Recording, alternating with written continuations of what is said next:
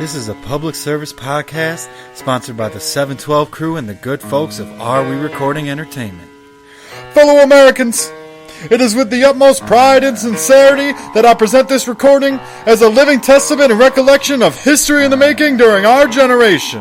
Allow me to reintroduce myself. My name is... Welcome, everybody, to the episode 12 of the Are We Recording podcast. I'm your host, Brian Batty, here as usual. Brad, Josh, absent yet again around here. I don't know what's going on with them. But, of course, the number one Nebraska ball fan in the world, Ryan, is here. How you doing today, bud?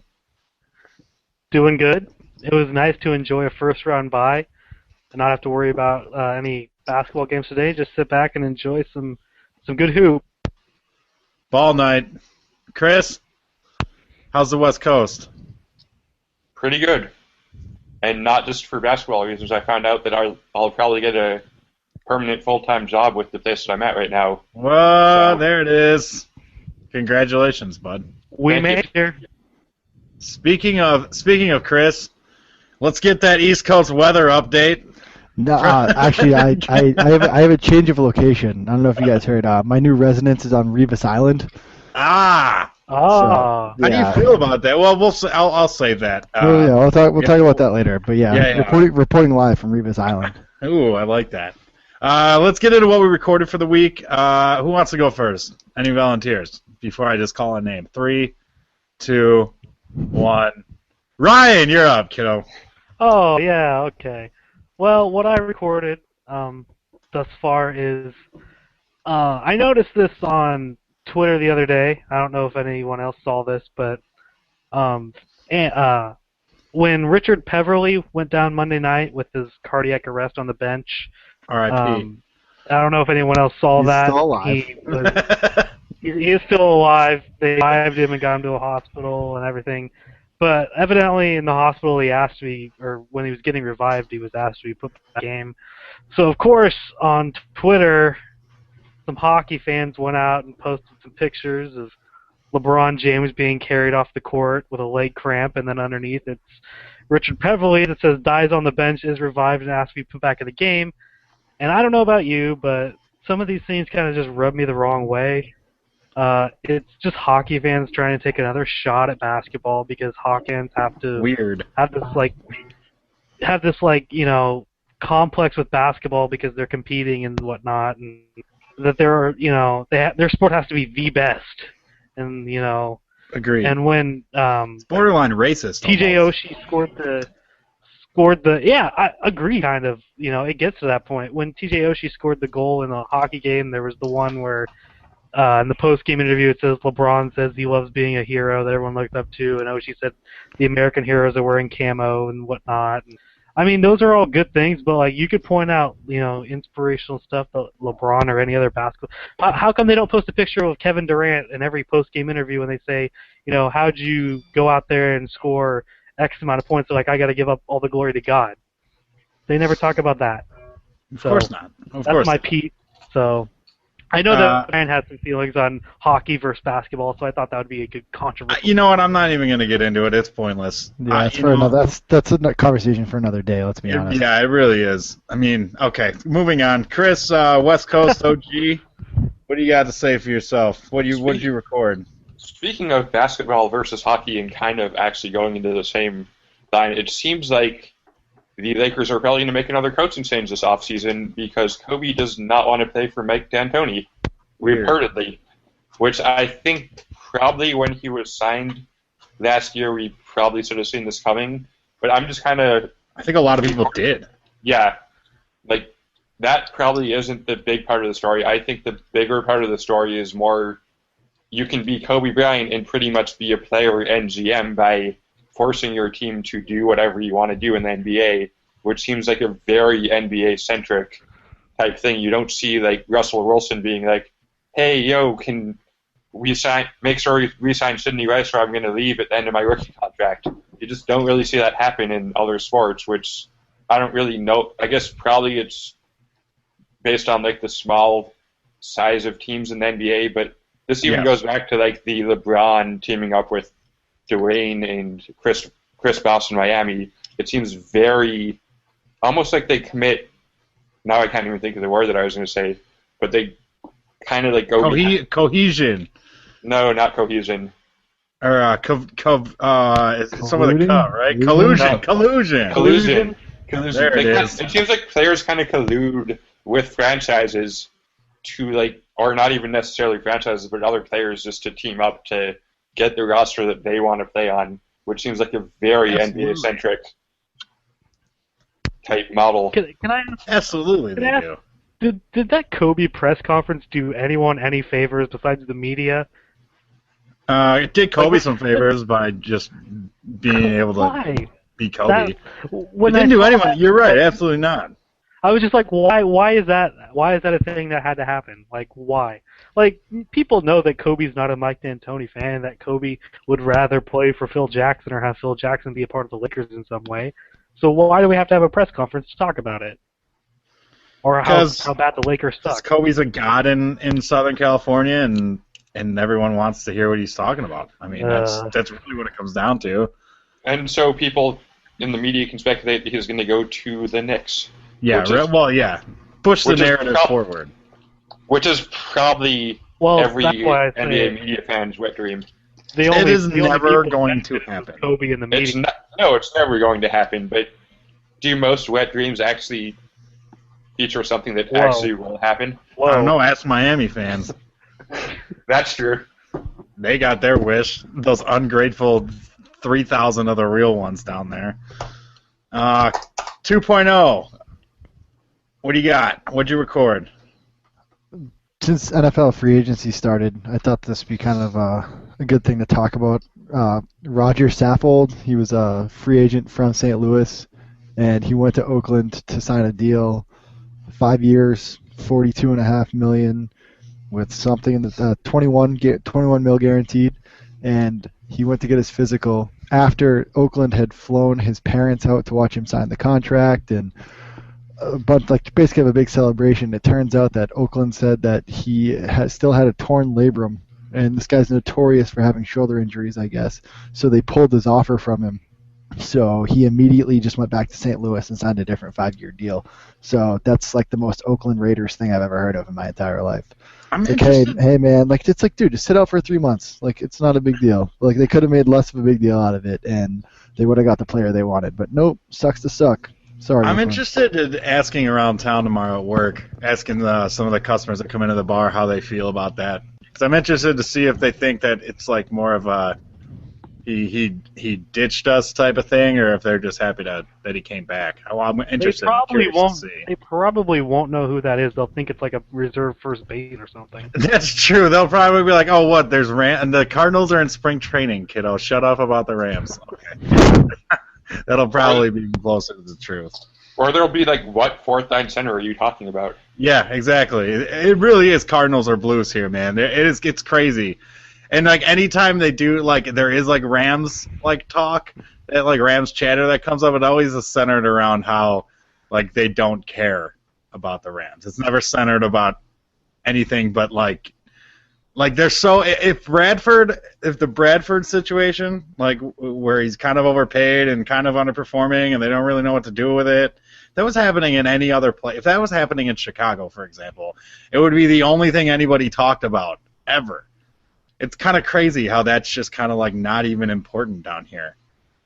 But if a relief pitcher gets signed or throws a perfect inning of relief in a spring training game, let's devote half of the front page of the newspaper to him, you know? I recorded this week, actually earlier tonight. Big win for the Bulls at home. These guys don't seem to want to stop, like, ever. I don't know. It's kind of weird. Bill Simmons brought up in his recent mailbag that he did on Grantland, where it's kind of like the elephant in the room right now, where, you know, maybe the Bulls should amnesty Rose, and it's like, it's so like crazy to think, and it's such like I don't even like saying those words out loud, but it is weird to think because the vibe from the city, even from down here, I've still, you know, talked to people from home. Everyone's kind of in love with this Bulls team, and it's like, it's weird. Nobody wants to admit it because they know what could have been, like with Rose potentially, but it's almost like Rose is such an afterthought now. Like nobody even knows if he what he is anymore, which is crazy to think. It's pretty wild. It's like the Bulls fans' worst nightmare, but it's like coming to reality. I don't think it's a surprise because that Bulls fans are kind of falling in love with this team. Every fan base, if they write off a team and then they somehow come back and get back into the fold of things, playoff-wise, with an underrated cast, are probably going to fall in love with them because it shows the quote-unquote heart and determination of a team. So, but yes, I mean, Chicago it loves is that stuff too. Exactly, that's what they live for. It's interesting though. I mean, Chicago with Derrick Rose, I think we've talked about this before, is just a player away from being a real threat to not just the East but the whole NBA. So, I mean, I don't think you talk about getting rid of him at this point. If he's not healthy next year, then maybe. But the fact that the conversation is even thought of for 5 seconds is a little scary to me, almost. Yeah, that's saying you wait until I say you give it a year and see where he's at that point. I mean, I'm 100% not okay. If that move happens, I'm 100% not okay with it. But just the fact that I listened to it and even considered it and brought those words out of my mouth is something. It's something to look at. But moving on, NFL free agency, a lot of movers, a lot of shaking going on. Broncos, quote unquote, hypothetically won the first game or the first day, and then the Patriots went out and made a big splash and got Revis. So let's go right to you, 2.0. How do you feel about residing now on Revis Island? What's your thoughts on that? What's your thoughts on the move? He's definitely the biggest guy they could have got. And losing Talib, I thought was a pretty big gut punch when they first signed him. I had no idea Denver was even a possibility for Aqib Talib. So when he signed, what was that, 11:30 Tuesday night or whatever it was, I woke up less than thrilled, and then to find out that they were getting DeMarcus Ware as well was definitely something that I was like, oh shit, Brady's window's done. Like the Patriots can't beat a Denver squad that's got a better defense than they had this year. It's just not possible. And getting Revis is it's awesome. Like, don't get me wrong, he'll be a wonderful addition, and I'm sure him and Belichick will have some really nice strategy and all that crap going on. But the Patriots need some offensive players. I think that's the thing for me that's still kind of scary. Like they brought Brandon LaFell in for a visit the other day, which it's like great. It's Brandon. You know what's LaFell. funny about quick about Brandon LaFell before I chime in? I've drafted him, or before you keep going. I drafted him for the last 3 years in my fantasy league, and it's a running joke. Every single time I draft him, I say, "Man, he really LaFell into my lap." And literally every single year I make the same joke. And I do plan on doing it again. I don't care what team he's on. I just need to draft him just to be able to say that. So keep going. Hashtag Brian's bad jokes. Yeah, I was gonna say thanks for the impromptu Brian's bad jokes.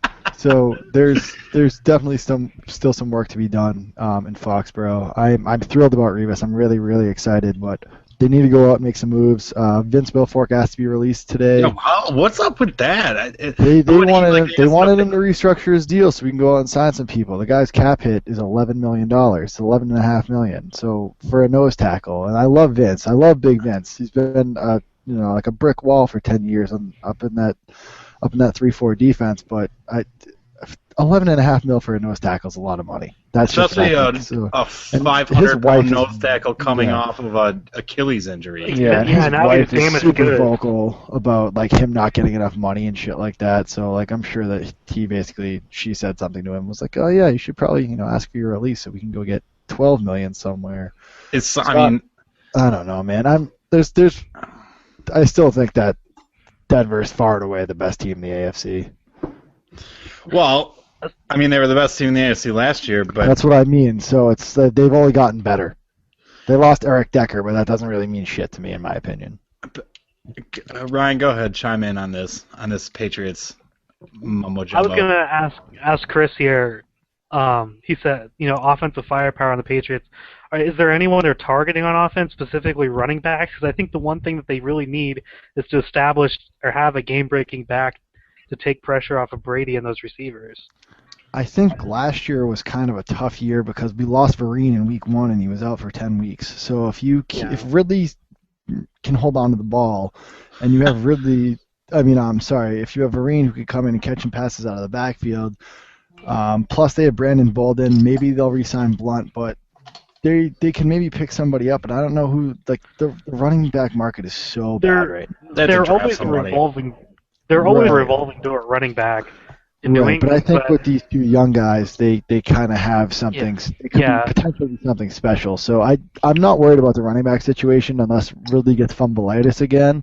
So, but they need wideouts, and I want them to bring Edelman back, but that seems like it's becoming less and less of a possibility. So does that Revis signing take him out of the Graham talks? I haven't been really keeping up with the Graham. Right now their salary cap stuff is kind of sketchy. Obviously, if they release Will Fork, it can create a whole lot of money off the cap.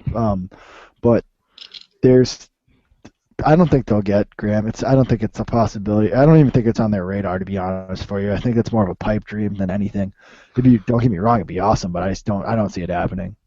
Yeah, I don't really see him leaving either. I don't know why you would leave Drew Brees. That seems kind of, even to go to Tom Brady, but still, it's like Drew Brees is just going to literally make you look good for 16 games a year all the time, always. So it's like, I don't know why you'd leave that. Speaking of receivers leaving a quarterback that can make him look good, Eric Decker went out and got signed by the Jets. Here's my thing with the Eric Decker situation is, they're going to depend on him being a number one receiver. And, I know he was at Minnesota and he was there everything, but, man, he is not a number one receiver in this league. And he's going to struggle next year. No. He's going to struggle because of that. He's going to struggle because, not that Geno Smith's a bad quarterback, but he's not going to have Peyton Manning throwing him the ball anymore. It's going to be different. Exactly. He's going to struggle. He's going to struggle because of that. He's going to struggle because I just don't think that there's a good offense in New York, like a good offensive system. It's kind of all over the place with what they run. And, those are the big three reasons why I don't think Eric Decker fits with New York. Now, all power to him. Like, I would go and play in a place that I don't fit for tons of money, too. So, if he wants to go out and get paid, do it. I'm taking the money 100% of the time. OG, how do you feel about Eric Decker? I just want to see him have to go one-on-one against Darrelle Revis twice a year. That's really what I want to see. That is going to be good. He's going to get that Jet attitude about him too. He will, because he didn't really have an attitude in Denver, but that dude's got an ego the size of. Oh, he had an attitude. He just complained about everything. Well, he didn't really it wasn't an on-field attitude, I guess you could say. No, he complained about not getting pass interference on every single pass that wasn't complete. Well, that's every receiver. Who doesn't complain about pass interference anymore? That's the first thing receivers do if the pass doesn't get completed. They throw their hands up. They put their hands up in the air. I hate that. I can't stand that. I think they need to restructure pass interference. Totally off topic, but if the NBA can have a flopping rule, I wish we could have a rule in the NFL where it's like a 5-yard penalty for looking for a flag. No, I agree. I'm down with anything that can stop the receivers from doing that because it's just so annoying. That being said, whenever there's any contact versus a receiver, one of my favorite teams, I do the same thing. I look and I'm like, where's the flag? That's true. I guess I do that.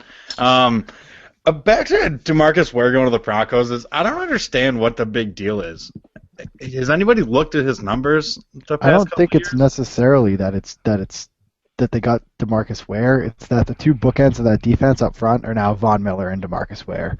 Exactly. It's not about DeMarcus Ware by himself. It's who he's rushing the passer with, and that scares the shit out of me if I'm in the AFC West. Is Von Miller actually going to play next year, or is he going to be out? I don't know. Probably get suspended again. Who knows? Well, that too, but he tore his ACL last week of the season or whatever. So it's true. Seems like generally when that happens, they miss at least half the year. Well, I don't know. In football now, apparently you can come back from a torn ACL in 15 minutes. So I don't really know what's going on in the league right now. But there's something fishy going on in these training rooms. There has to be. HGH.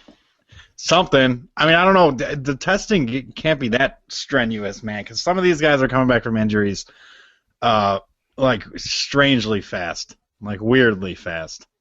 Or maybe that's just my conspiracy theorist in me coming out. Possibly, I don't know. But I don't know. I don't think DeMarcus Ware's missed games. He's done the same thing as there's no way both of them play a combined 30 games next year. Yeah, I guess that's probably a good point. I think, plus the Broncos are basically mortgaging their future by paying all these guys, because they're gonna be in cap jail in 2 years. They're gonna be screwed. So it's win now or don't win at all. Exactly. Yeah. They're swinging for the fences because they only have Peyton for a couple more years. Right. Yeah. So you might as well go out and put it all in now. Exactly. Well, are they signing these guys to long-term deals, or is it just like, well, obviously to leave they did, but DeMarcus Ware's 3 years, okay, $30 million, 20 guaranteed. Ugh, God. There's really no tomorrow in Denver. It's now or never. So yeah. I don't have a You're problem with not them doing that. You're not really going to build your team around Brock Osweiler. Yeah, I was about to say, unless you're Brock Osweiler, baby, you're all about the future. You're like, man, Decker left. I'm gonna have no one to throw to by the time I get a shot up in here. Yeah, Walker's concussions will have killed him by then. Here's another thing I was interesting in free agency. Josh McCown went and signed with Lovey down in Tampa, and Lovey basically just came out and was like, "Oh, he's our number one guy." Like, there's no, I mean, he's the guy, which I think is weird because, I mean, he's a career backup. He had a pretty good run but he was with a guy that is apparently the QB guru, master, whisperer, and he had Marshall and Jeffrey to throw to. I mean, he went from an amazing situation in town to a not so amazing situation in Tampa, and all of a sudden he's like the guy. I think that's kind of, I mean, I guess for Lovie Smith it's not really that far out of the box, but it's kind of interesting. Sucks to be Mike Is he about to go on? Yeah. What are you saying right now if you're him and you hear that? Like, what? Like, what happened? Is he about to go on the Matt Flynn tour? See, I don't know if it's more. I don't think it's necessarily a Matt Flynn situation. The Charlie Whitehurst tour. He's still He's been a career backup. He had a good 5-game stretch, and now he's apparently a starting quarterback at 36 or whatever he is. Doesn't make any sense. Yeah. I don't know. I don't change. I don't have a problem with Lovie Smith coming out and basically saying the guy we just signed, is going to be our starting quarterback, because even if you're Mike Glennon, you kind of have to realize, it's probably not going to be they're probably not going to go out and sign another quarterback to sit behind me. So. Well, and they're talking about drafting one too. I don't know. I don't really. I mean, I guess I don't know. Yeah, that situation is a total. You might as well just scrap it and start from the bottom or start over. So you might as well get what you can get. I guess. Don't pull Chief and not draft a quarterback in the first round for 20 some odd years. Yeah, that makes sense, I guess. But I just feel like it's a weird. I feel like Lovey's screwing up the offense already, and he hasn't even started mini camps yet. I don't know. Maybe that's just my my Lovey hater in me. One more I'd like to bring up. This is I think an underrated signing is Jarius Byrd going to the Saints, because with him and Vaccaro as your two safeties, I mean that's a pretty good back end on your team in a division that's got some talent in it. Much needed help for the Saints in the secondary. Because the Falcons are going to be back. I mean, they're going to be. They're not going to be as bad as they were last year. So you got to look at them. And then, I mean, the Panthers, I don't think they have anyone to throw to anymore. No, they don't. No, I think Schefter tweeted that one of their starting receivers would be Marvin McNutt. And I'm like, what? Like, oh, God. Oh, no. Yeah, like that's how deep they are at wideout right now. Oh, well, God, give Cam some help, please. Jesus Christ. Going to the Saints, I mean, they're not in desperation mode as they were a year ago at this time, thinking about their defense, because their defense was historically bad going into last season, and then they had about the quickest turnaround you could have with Rob Ryan, which it's all well and good, but then they go and add like Jarius Byrd, so I think they'll be set up pretty well. I mean, Drew Brees is going to do what Drew Brees does. So I think they're back on solid footing in New Orleans and could make a pretty deep run next year. Yeah, that's what I'm saying. I think it's a great signing. Great under the radar, Yeah. not Who's- like crazy. like, yeah. It's not going to get headlines, but I think it's a great signing. And in that division, I mean, really, Atlanta's really their only, on paper, is really the only team that they could get them out of the winning the South.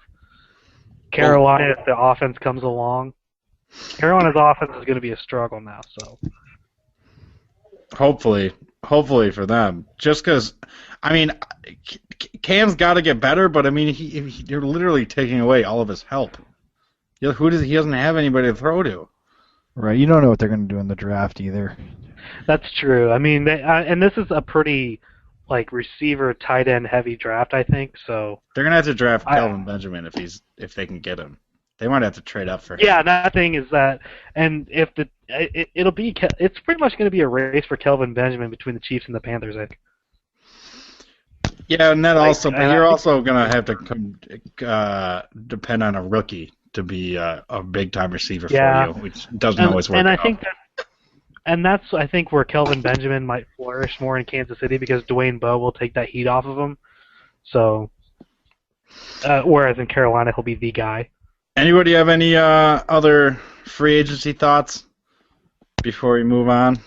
I think all the big signings are pretty much done for the most part. So from here on out, it's Yeah. kind of maintenance or whatever. Guys Little signings here and there, but Not these necessarily little, but there's nobody who's going to be like a big impact guy. Like I know there's still a few guys out there, like Jared Allen's out there, but I don't think in Peppers. But I don't think they're the same caliber of player that they've have been in the past. So and didn't Jared Allen say that if he doesn't get the money he thinks he deserves, he's just gonna walk away? yes, Good for That's a him. Jared Allen thing to do. I mean, the he's guy. talking to Chicago and Seattle, I guess. So Oh, I didn't hear about the Chicago thing. I would love that. Bring him on. yeah, Bring him over. Let's go. That sounds great. Let's face it, we'll end up in Seattle. He did nothing but terrorize us for years, and I am totally cool with that. Oh, I never heard like about I that. said, I just think it's going to be more smaller scale signings and like depth stuff. The market's so weird on offense right now that there's no big names out there. But I think is Steve Smith the biggest name out there for offensive players right now? I think so. Probably. Yeah. And that's Yeah. a 35-year-old receiver, so. Right, exactly. Exactly. Okay, moving on. A few big games today in the conference tournaments. Wiggins took somebody's head off, and how many did he end up with? 30-something, right? 32, maybe? I'll look it up. I know I can look it up real quick if you really care. That And seems to be a little unprofessional to me, but I don't know. Is this a spark that Wiggins needed? Is this the start of something special with Kansas, or no? Or am I just reading too much? Wiggins had 30 points. Didn't he have like 40 in their last regular season game too, or something? Yeah, against Oklahoma State. He's been playing great. No, it was against West Virginia. West Virginia in the loss. You're right. Yeah, they lost the game, but he absolutely went off, and he was the only reason why it was even close. Which is weird. Well, Kansas know- is still having something to play for because they're playing to get back to a number one seed. Because now with Villanova losing today, it's a very real possibility for Kansas to get back to that one seed. So I still think they probably need to win their tournament if they want the number one seed. well, that's a very realistic possibility. It's Yeah, Kansas. it's definitely realistic, but Yeah, it's Kansas. I think it's probably their tougher game, or the tougher of the two games that they potentially have left is tomorrow, and we'll talk about that Yeah. game later. But we will. But Well, I mean, my question originally was, am I looking too far into this? Is Wiggins going to have, is this the start of a special 7-game stretch for him? It could be. Seen it before. Yeah, the potential's there, but it'll depend how if he comes out tomorrow and has the same kind of game, then I think so. It really depends on what happens tomorrow because tomorrow, like Chris said, will probably be they play Iowa State tomorrow. Probably going to be their toughest remaining matchup in the tournament before they head to the dance. So if Wiggins goes out tomorrow and has a great game, especially without Embiid, I think it could be a spark for him. I read a tweet earlier. I don't remember who said it, but I thought this was a very interesting point about Kansas. The tweet said that this is Bill Self's most talented team, and he's just not really that sure what to do with it. Which I kind of agree with that. Yeah, I kind of get down with that too, because I mean, this roster is just so littered with talent, just every. I would edit it's the most raw talent he's had. Yeah, that's a good point. That's a good adjective to put on there. Seems like a lot of years, he's built up. I'll let you finish your thought. He's built up, players that are the greatest into greater players just because they stayed in his system. But this is one of the few times he's had a lot of one and dones on this team. Usually he doesn't have that many types of players, so I would say it's probably his best team in terms of raw talent. And he probably doesn't know a lot of what to do because usually he's thinking of players in at least a 2-year span, 3 years. Yeah, that's a good point. Yeah, that was pretty much what I was going to say. Is even if he did have a one and done player on his team, it seems like generally in the past he's had either seniors or juniors that are not necessarily as talented, but probably just as good as college players that are there on the team too. And this team, you kind of have that, but you have way more freshmen and stuff, which, as we've seen with Wiggins, isn't always going to be. He could drop 30 points like he did tonight, or he could go out and shoot 2 of 12 and get 10 points. And at this point, without Embiid, if he does that in a game that you need to win, They're probably aren't going to win that game. Especially against a good team. I don't know. Yeah. I'm still on the Kansas can win it all bandwagon. I'm still there. I'm still driving it. I will stay on it until they get eliminated. So I'm gonna it's stick not a with crazy thought because there's no, like we've said so many times, there is no team that you could really point out and say, yeah, that team has a realistic shot at running the table, because they're just so much better than everyone else. Top it's teams just a matter have of flaws. matchups at this point. Yeah, top If teams have big Kansas, time if Kansas flaws. gets a good bracket, then they'll have a very good shot. They get the Duke bracket.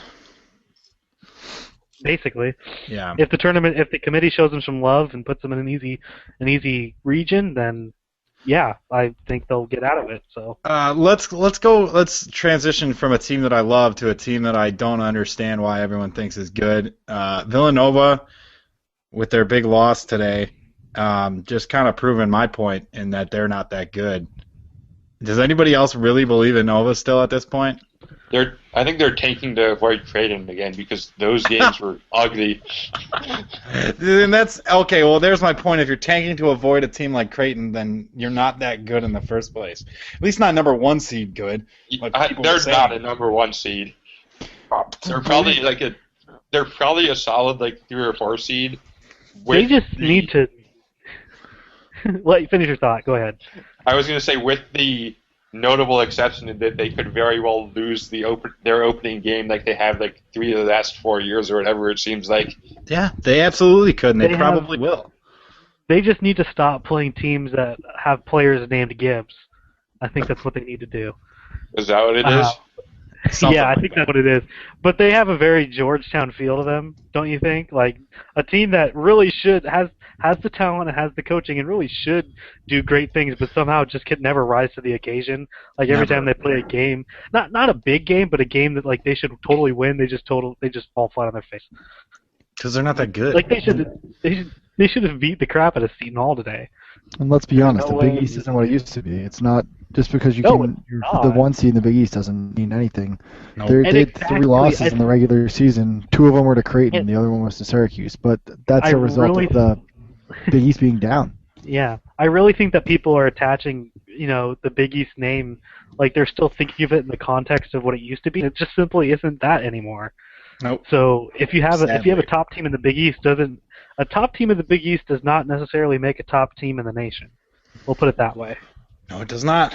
As Villanova has proven time and time again and will prove. And I hope, you know what, with my super anti-Villanova's statements here, they're probably going to go out and win 4 tournament games and I was just going to say, stupid. Do you think Villanova gets out of the first weekend? It depends on who they play. Yeah, it depends on matchups, but man, I don't think so. I'm gonna say no, regardless of matchup. No way. Even if they get a 1 seed? They're not going to. Now, Joe especially. Lunardi still has them as a 1 seed. Joe Lunardi is an idiot. I don't understand. Has he updated his bracket today, though, like, since they played, or is it this morning? Yeah, he said after the loss, he said they're still 1 seed. He said they that won't doesn't move. make any sense to me. Who have they beaten? That's Am I their missing fourth like? loss. No, I don't. They haven't really beaten anybody. To be Is honest that? with That's you. what I'm saying. If I'm missing am I missing something? Can someone explain to me what I'm missing here? I have their schedule up in front of me. They beat Kansas. I don't think you're missing anything. They beat Kansas. They beat Iowa when Iowa was in the top 25, and those are their only Well, see- 2 ranked wins on the year. Regarding Kansas and the 1 seed, it's gonna be basically if the committee says, with Embiid they're 1 seed, without Embiid they're not. So if they get Embiid back like midway through the tournament, they should still be a 1 seed, even if they don't have him in the first round.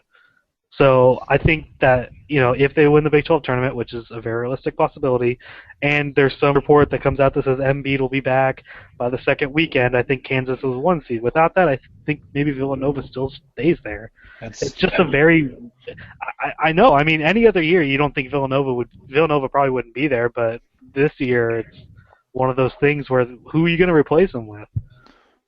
Virginia or Wisconsin, maybe? No, dude. Yeah. Let's be honest. Virginia's garbage. If Wisconsin wins the No, Big Ten tournament, they could get Virginia's a 1. not even projected to be Yeah. a 2 seed right now, let Well, alone I a would- 1. Either one of those they'd have to win their tournament to. Yeah, if Wisconsin wins the Big chance. Ten tournament, then I think they should be a 1 seed. Honestly, Which is crazy for me to think. yeah, it should. They kind of shouldn't be, but if they win the Big Ten tournament, you can't deny them. They're better than Villanova, that's for damn sure. And I'm not just saying that because I'm a Wisconsin fan. I believe that. I Um, believe that. All right. Anything else Going- before we move on to who you got, Chris? You got something? Kind of going back to what the other Chris said with Virginia not even being a 2 seed. How far down is the ACC considered this year that the regular Bad. season winner is like a 3 seed projected They're at this just- point? I just think that the ACC is real top heavy. Like, But still, you'd even think that they'd have a 1 seed at that point. Like some, not necessarily Yeah, but- Virginia, but like Duke or North Carolina's made a run, and the way I feel about it is, would people think that the Big Ten is good if Nebraska put together a season and won the Big Ten Drink. regular season tournament? People would think that the Big Ten was terrible, even Big if Ten Virginia's isn't still a good terrible. team. Virginia suffers from a lot of bad non-conference losses. They lost. that's They lost to Green Bay. They lost to Tennessee The by. Packers? Yes, the Packers. They lost to Tennessee by 35. Holy shit. Ew. Yeah, so I'm like that. Like I said, they're kind of a, and they lucked out. I think in their ACC schedule. Yeah, they got a lot of Yeah. their games at home. Yeah, and they played Maryland twice, Notre Dame twice. Yeah, from what I'm looking at, so they're not. I just don't think they're that good. Oh, don't think so speaking of Lenardi's projection, just the final thought.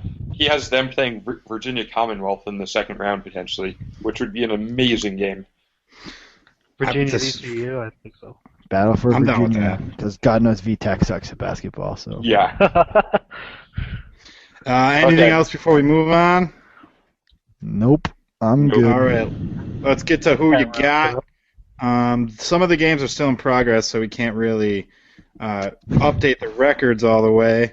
And, So and the let's- schedule of games that we picked is based off of the game at the time we were recording, and a lot of matchups aren't set in stone. So these might not be the sexiest matchups, but we're working with what we got. Hey, it works for me. There's a Wisconsin game and another Providence game, so I'm down. You know I'm in. Oh yeah, and just to put things into perspective, I do want to make one more point. Providence or Seton Hall will be playing for the Big East championship. So yeah, Yikes. that's pretty much my championship week thought. Put everything in Yikes. bad. All right, so let's get to the picks then.